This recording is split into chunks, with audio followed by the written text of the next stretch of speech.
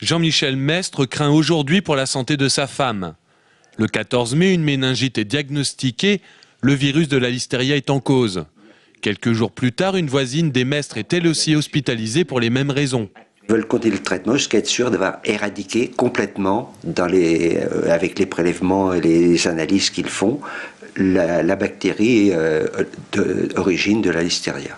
Et ça pourrait prendre combien de temps ?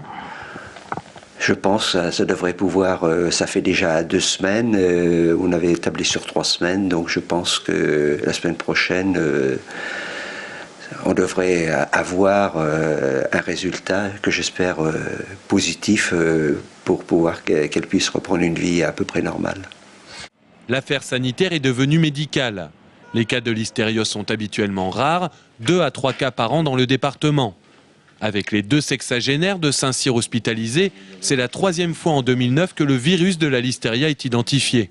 Un syndrome ménager, c'est-à-dire un maux de tête, mal aux yeux, en plus il peut y avoir bien sûr de la fièvre, donc c'est souvent un traitement symptomatique et bien sûr comme c'est une bactérie, il y a un traitement antibiotique qui est donné. Il y a eu un arrêt de la commercialisation vers le 20-23 mai à peu près de la part de la société, donc comme il peut y avoir une incubation relativement longue chez certaines personnes qui peut aller jusqu'à 8 semaines, les services de la DAS comme les services vétérinaires seront particulièrement sur leur garde jusqu'à environ au 15 juillet.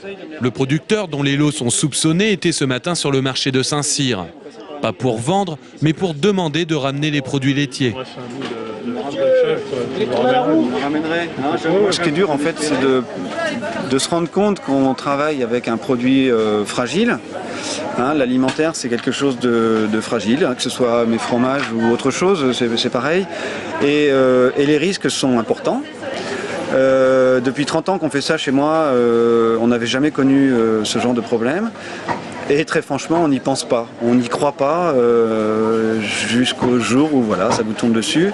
Le producteur et surtout les consommateurs attendent maintenant les diagnostics définitifs de la direction des affaires sanitaires et sociales.